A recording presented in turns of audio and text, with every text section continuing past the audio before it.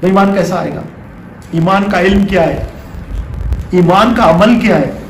ایمان کے ساتھ عمل کیسا کرنا ہے یہ تو ہم جانتے ہی نہیں ہیں، یہ ہمیں پتہ ہی نہیں ہے۔ دیکھیں اسلام کے 5 ارکان ہیں، کلمہ، نماز، روزہ، زکوٰۃ، حج۔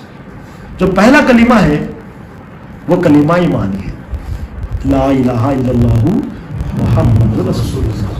تفسیر نعیمی میں مثال لیتے ہیں، یہ کائنات جو ہے نا پورا عالم جو ہے نا ایک جلسے کی طرح ہے۔ تفسیر نعیمی میں ایک مثال آتی ہے، پورا جلسہ ہے۔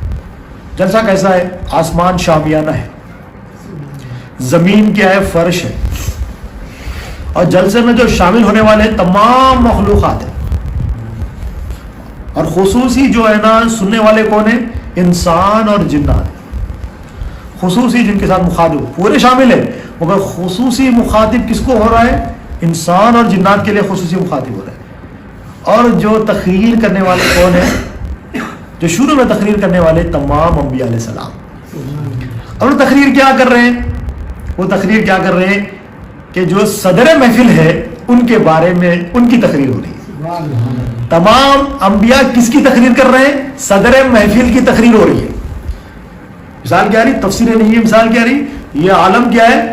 یہ عالم جلسہ ہے، اس کا شامیانہ فرش ہے، اس کا شامیانہ کیا ہے؟ آسمان ہے، عرش ہے، اور اس کا فرش کیا ہے؟ اس کا زمین ہے۔ جلسے میں کون ہے؟ تمام کائنات، تمام مخلوقات شامل ہے اس میں۔ خصوصی خطاب کس کے لیے ہو رہا ہے؟ جنات اور انسان کے لیے ہو رہا ہے۔ شروع کے جو مقررین ہیں، جو تقریر فرما رہے ہیں، جو خطاب فرما رہے ہیں، شروع کے خطاب فرمانے والے تمام انبیاء ہیں۔ اور کس کا خطاب کر رہے ہیں؟ سردار الانبیاء کے بارے میں بتا رہے ہیں۔ ایک نبی آنے والے، ایک نبی آنے والے جو رحمت للعالمین ہوں گے، ایک نبی آنے والے جن کا نام احمد ہوگا، ایک نبی آنے والے جن کا نام محمد صلی اللہ علیہ وسلم ہوگا، ایک نبی آنے والے جو تمام کے لیے شفاعت کرنے والے ہیں۔ بس یہ تقریر ہو رہی ہے، ایک نبی آنے والے، ایک نبی آنے والے۔ ہر نبی آ رہے ہیں، مقرر آ رہے ہیں، خطاب کر رہے ہیں، اور تقریر میں کیا کر رہے ہیں؟ نبی کریم صلی اللہ علیہ وسلم کے بارے میں آ رہے ہیں۔ پھر جب صدر محفل آ گئے خطاب کرنے کے لیے، جب خطاب ہو گیا تو جلسہ ختم ہو گیا، اب کوئی مقرر نہیں آئے گا، نبوت کا دروازہ بند ہو گیا، جلسہ ختم ہو گیا، دین مکمل ہو گیا۔ جب صدر محفل آ گئے، جب صدر محفل نے خطاب کر دی تو اللہ کا منشا پورا ہو گیا، اللہ کا دین مکمل ہو گیا۔ اب کسی نبی کی ضرورت نہیں ہے، اب کسی رسول کی ضرورت نہیں ہے، اب کسی مقرر کی ضرورت نہیں ہے۔ اب کون کام کریں گے؟ اس کام کو نبی کے غلام کام کریں گے، وہ نبی کریم صلی اللہ علیہ وسلم کے وارثین کام کریں گے۔ مگر جو کام ہونا تھا، جو محفل ہونی تھی، جو تقریر ہونی تھی، وہ مکمل ہو گئی۔ اور وہ کون مکمل کرے؟ نبی کریم صلی اللہ علیہ وسلم۔ کیسی مکمل کرے؟ کیسی گواہی دی؟ سب لوگوں نے سن کے گواہی دی، تمام انبیاء نے سن کے گواہی دی، اور جو صدر محفل تھے دیکھ کے گواہی دی۔ سب نے کہا جنت ہے، اس میں نہریں ہیں، سن سن کے بولے۔ نبی کریم صلی اللہ علیہ وسلم جنت کو دیکھ کے گواہی دی کہ جنت ایسی ہوتی ہے۔ سب نے کہا دوزخ ہوتی ہے، اس میں آگ ہوتی ہے، یہ ہوتا ہے، سب نے سن کے گواہی دی۔ نبی کریم صلی اللہ علیہ وسلم نے دوزخ کو دیکھ کے گواہی دی۔ سب نے کہا اللہ رب ہے، اللہ خالق ہے، اللہ مالک ہے، اللہ حاجت روا ہے، سن سن کے گواہی دی۔ نبی کریم صلی اللہ علیہ وسلم معراج کی رات اللہ کو دیکھ کے گواہی دی کہ اللہ ہی رب ہے، اللہ ہی الہ ہے۔ تو گواہی دیکھ کے دینے پہ مکمل ہو گئی، اب کسی گواہی کی ضرورت نہیں ہے، اب کسی گواہی کی ضرورت نہیں ہے۔ وہ نبی کی امت، وہ گواہی جو نبی کریم صلی اللہ علیہ وسلم نے دیکھ کے دی ہے، وہ گواہی کو دیکھ کر ہم بھی دینا وہ ایمان ہے، وہ گواہی ہم بھی دیکھنا ہے۔ نبی کریم صلی اللہ علیہ وسلم کو معراج ہوئی، نبی کریم صلی اللہ علیہ وسلم کو معراج ہوئی، نبی کریم صلی اللہ علیہ وسلم نے ہمیں بھی معراج عطا فرمائی۔ الصلاۃ المعراج المؤمنین، نبی کریم صلی اللہ علیہ وسلم کو معراج ہوئی، نبی کریم صلی اللہ علیہ وسلم رحمت للعالمین ہے۔ ہم غلاموں کے لیے بھی کیا؟ یہ نماز مومنین کی معراج ہے، نماز مومنین کی معراج ہے۔ پھر نبی کریم صلی اللہ علیہ وسلم نے کیا فرمایا کہ تم اللہ کی عبادت ایسی کرو گویا کہ اسے دیکھ رہے ہو۔ الصلاۃ المعراج المؤمنین، گویا کہ اسے دیکھ رہے ہو۔ اگر یہ نہیں کر سکتے تو یقین رکھو کہ وہ تمہیں دیکھ رہا ہے۔ معراج ہے، معراج ہے۔ اب وہ کیسا ہوگا؟ ایمان کے ساتھ عمل ہوگا، ایک اور واقعہ، حضرت جعفر بن ابی طالب رضی اللہ تعالیٰ ایمان لا لیے، حضرت عثمان غنی رضی اللہ تعالیٰ ایمان لا لیے، مگر کفار مشرکین ستا رہے. اب لوگ ایمان کے لیے ستائیں گے آپ کو. اب کون ہے بھائی کفار مشرکین ہمارے پیچھے؟ ہمارے پیچھے جو سب سے بڑا کافر ہے، جو مشرک ہے، جو ہمارے پیچھے لگے ہوا ہے، وہ ہمارا نفس ہے. وہ کفار مشرکین تھے، جو ہمارا کیا ہے؟ جو ہمارا نفس ہے. سب سے بڑا کافر، سب سے بڑا مشرک، سب سے بڑا منافق ہمارا نفس ہے. وہ ہمارے پیچھے لگا ہوا ہے. شیطان ہمارے پیچھے لگا ہوا ہے، دنیا ہمارے پیچھے لگی ہوئی ہے. جب دشمن پیچھے لگ گئے تو انہوں نے کیا کی؟ ہجرت کی. حضرت جعفر بن ابی طالب رضی اللہ تعالیٰ نبی کریم صلی اللہ علیہ وسلم کے حکم پر ہجرت کرے. کہاں ہجرت کرے؟ حبشہ گئے. مدینہ منورہ سے پہلے حبشہ کی ہجرت ہوئی ہے. حضرت عثمان غنی رضی اللہ تعالیٰ سیدہ رقیہ رضی اللہ تعالیٰ عنہا کے ساتھ ہجرت کرے، حبشہ گئے. تو کیا بات ہے؟ اپنے دین کو بچانے کے لیے جب دشمن تنگ کر رہے ہیں ان سے ہجرت کرنا، ہمارے دین کو جو نقصان پہنچا رہے ہیں ان سے ہجرت کرنا. ہجرت کر کے جب پہنچے تو یہاں پر وہاں پر ہی پہنچ گئے لوگ. پورا واقعہ نہیں سمجھنے کے لیے دین، ہمارے لیے دین کیا ہے؟ ہم دین دنیا بچانے کے لیے دین سے ہجرت کر دیتے ہیں. ہم کیا کرتے ہیں؟ دنیا بچانے کے لیے دین سے ہجرت کرتے ہیں. اور صحابہ کرام کے پاس دین اتنا امپورٹنٹ ہے، دین بچانے کے لیے وہ اپنے شہر مکہ کو چھوڑ کے حبشہ چلے گئے. شہر مکہ چھوڑ دیے، جہاں پر کعبہ ہے، نبی کریم صلی اللہ علیہ وسلم وہاں پر ہے، کعبہ ہے، نبی کریم صلی اللہ علیہ وسلم ہے. اور نبی کریم صلی اللہ علیہ وسلم نے کہا کہ دین کو بچانے کے لیے تم ہجرت کرو. تم کعبے سے دور ہو گئے مگر دل تمہارا کعبے کے ساتھ ہوگا. تم مجھ سے دور ہو گئے مگر تمہارا دل میرے ساتھ ہوگا. تم ہجرت کرو. مگر ہم کیا کر رہے ہیں؟ ہم دنیا بچانے کے لیے دین سے ہجرت کر. تو ہجرت کیا کرنی ہے؟ جہاں دشمن ہو اب ہجرت کرنا. اب کیسا؟ شیطان سے ہجرت کرنا، نفس سے دور بھاگنا، نفس سے امارہ سے ہجرت کرنا. ہجرت کر کے جائیں گے کہاں؟ ہم کون سی حبشہ میں جائیں گے؟ ہمارے لیے کون ہے؟ نجاشی. نجاشی حبشہ کا بادشاہ تھا. اب ہمارے لیے کہاں ہے حبشہ؟ ہم کون سے حبشہ میں جائیں گے؟ نبی کریم صلی اللہ علیہ وسلم نے ہمارے لیے بھی ایک حبشہ رکھا ہوا ہے. نبی کریم صلی اللہ علیہ وسلم نے ہمارے لیے، وہاں پر کیا تھا؟ نجاشی بادشاہ تھا. اور یہ جو جگہ نبی کریم صلی اللہ علیہ وسلم نے بتائی ہے ہمارے لیے، وہ ایسی جگہ ہے، اور وہاں کا بادشاہ کیا ہے؟ تمام بادشاہوں کا بادشاہ ہے. وہ ہجرت کیا ہے؟ وہ حبشہ ہجرت کیا ہے؟ وہ دین ہے، وہ لا الہ الا اللہ کی ہجرت ہے. وہ لا الہ الا اللہ کے شہر میں آ جانا، وہ حبشہ شہر ہے سمجھنے کے لیے. اور وہ بادشاہ، یہ جو لا الہ الا اللہ کے شہر کا بادشاہ کون ہے؟ بادشاہوں کا بادشاہ ہے لا الہ الا اللہ، اللہ تعالیٰ ہے وہاں پر. تو وہاں پر جائیں گے تو یہ نفس سے محفوظ ہو جائیں گے، یہ شیطان سے محفوظ ہو جائیں گے، یہ دنیا سے محفوظ ہو جائیں گے. اگر یہ وہاں آئیں گے تو اللہ تعالیٰ ان کو مار کے بھگائیں گے وہاں سے. حبشہ میں گئے لوگ، کافر و مشرکین کے نا ہمارے شہر سے بھاگ کے آ گئے لوگ، جا کے شکایتیں لگائے، بڑے بڑے تحفے لے کے گئے نجاشی کے پاس کہ بھائی ان کو ہمارے حوالے کر دو. حضرت جعفر بن ابی طالب رضی اللہ تعالیٰ عنہ کو مسلمانوں نے اپنا امام بنایا، اپنا امیر بنایا. آپ نے جو نا نجاشی سے بات کی، نجاشی کو بتایا کہ ہم کیسے تھے پہلے. ہم جو ہے نا ایک دوسرے کا قتل کرتے تھے، ہم جو ہے نا بتوں کی پوجا کرتے تھے، ہم جو نا مشرک میں مبتلا تھے، ہم اپنی ماؤں کو بیچ دیتے تھے، ہم اپنی بیٹیوں کو دفن کر دیتے تھے. ایمان بھی بتا رہے، عمل بھی بتا رہے. کیا بتا رہے؟ ایمان بھی بتا رہے، عمل بھی. ہمارے اخلاق ایسے تھے کہ ہم اونٹ کو جو ہے نا چلتے ہوئے اونٹ کی اس کی ٹانگ کاٹ لیتے تھے. جانوروں پہ بھی ظلم ہوتا تھا، بچیوں پہ بھی ظلم ہوتا تھا. ہمیں پڑوسی کا حق نہیں تھا، ہم لڑائی جھگڑوں میں تھے، ہمارے اخلاق کچھ نہیں تھے.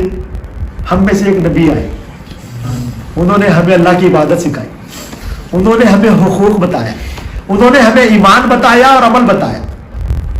تو نجاشی نے کہا دلیل، تو دلیل آپ نے سورہ مریم کی تلاوت فرمائی. وقت پہ جو جواب ہے وہ جواب دینا. پورا قرآن تھا، جتنا بھی قرآن نازل ہو قرآن وہاں پر تھا، مگر آپ نے وقت پہ کیا پڑھا؟ جو وقت کی ضرورت تھی، سورہ مریم کی تلاوت. کیونکہ نجاشی عیسائی بادشاہ تھا. سورہ مریم کی جب آپ نے تلاوت کی تو جب سورہ مریم شروع ہوا، نجاشی کی آنکھوں سے آنسو جاری ہوئے. کیونکہ وہ بھی جو ہے نا اہل کتاب تھا، تو جانتا تھا کتاب کے بارے میں، علم کو جانتا تھا. تو جب سورہ مریم کی جب تلاوت ہو رہی ہے، آنکھوں سے آنسو جاری ہے، کہتے ہیں یہ تو وہی نور ہے جو توریت زبور میں آتا تھا، یہ اسی نور کا ایک نور ہے. ان کو کہا کہ میں ان کو نہیں بھیجوں گا تمہارے ساتھ، یہ اپنے تحفے لو اور یہاں سے دفع ہو جاؤ، یہ اپنے تحفے پکڑو اور یہاں سے نکلو، ان کی میں حفاظت، جب تک یہ میرے شہر میں رہے میں ان کی حفاظت. اور مسلمانوں کا آپ اپنے یہ شہر میں امان سے رہے اور اپنے مذہب پہ فل پریکٹس کریں. بات کیا ہے، یہ دین تھا، اس کی حفاظت کے لیے ہجرت ہوئی. ہم کون سی ہجرت کرنا ہے؟ ہمیں ہجرت، ہمارے بھی دشمن ہے، نفس ہے، شیطان ہے. اب نفس پہ کیسا قابو پائیں گے؟ تفسیر نعیمی میں آتا ہے ایک لوہا ہے، ٹھنڈا ہے، اس پہ ہتھوڑا مار رہے ہیں. ٹھنڈے لوہے پر ہتھوڑا مارنا بیکار ہے. ٹھنڈا لوہا ہے، یہ نفس کیا ہے؟ نفس ہمارا لوہا، ٹھنڈا لوہا ہے. اب اس پہ کتنے بھی ہتھوڑے مان لو، اس کو کتنا بھی بولو سننے نہیں آتا. ہاں ٹھیک ہے، ارے یہ باتیں تو معلوم تھی ہمارے کو، تم کیا نئے باتیں بتا رہے ہیں؟ وہ بولتا اس کو اثر ہی نہ ہوتا، وہ بولتا سو معلوم ہے. تو سو معلوم ہے تو پھر تیرے اندر وہ ایمان کیوں نہیں ہے بھائی؟ تو کچھ سو معلوم ہے تو تیرے اندر وہ آنا نا، جیسا ایمان صحابہ کا ہم نے ابھی سنا واقعہ، تو تیرے اندر تو وہ ہے ہی نہیں. تو دنیا کی طرف، جیسا دنیا کی طرف کتا ہڈی کی طرف دوڑتا، تو دنیا کی طرف دوڑتا. کہ تو کچھ سو معلوم ہے تو تم کتے کی طرح کیوں بنے ہوا بھائی؟ دنیا کی طرف دیکھتے دوڑتا کیوں اس کی طرف؟ تو دنیا کی طرف دوڑنے والا ہے، غلاظت کی طرف دوڑنے والا ہے. خنزیر کیا کرتا؟ غلاظت کو دیکھ کے دوڑتا. ان بھی غلاظت کو دیکھ کے دوڑتا ہے، بد نظر نکل لیتے ہوئے دوڑتا، غلاظت ہے وہ، دنیا حرام کمانے میں دوڑتا. جب تیرے اندر تب کو سب اتنا پتا ہے تو پھر تیرے اندر یہ غلاظت کیوں، سور کی عادت کیوں ہے تیرے اندر کتے کی عادت کیوں ہے؟ تو اس کا مطلب تو معلوم ہے بول رہا، مگر وہ معلوم ہے تیرے حلق سے نہیں اترا ابھی تک، وہ معلوم ہے حلق سے نہیں اترا. اسی لیے کتے کی عادت ہے، سور کی عادت ہے، غلاظت کی طرف دوڑنا، ہڈی کی طرف دوڑنا. اور مومن کون ہے؟ ایمان والے کون ہے؟ ایمان بچانے کی طرف دوڑتے ہیں، اپنے دین بچانے کی طرف دوڑتے ہیں. اور جب رک جاتے ہیں، پکڑے جاتے ہیں، تو ایمان بچانے کے لیے اپنی جانیں قربان کر دیتے ہیں، اپنی اولاد قربان، اپنے شوہر کو بھی قربان، اپنے آپ کو بھی قربان کرتے ہیں. تو تفسیر نئی مثال آتی ہے، ہتھوڑا مار رہے ہیں ٹھنڈے لوہے پہ، کوئی فائدہ نہیں ہوگا کیونکہ ٹھنڈا ہے لوہا. اب لوہا کیا ہے؟ لوہے کی مثال نفس کی ہے.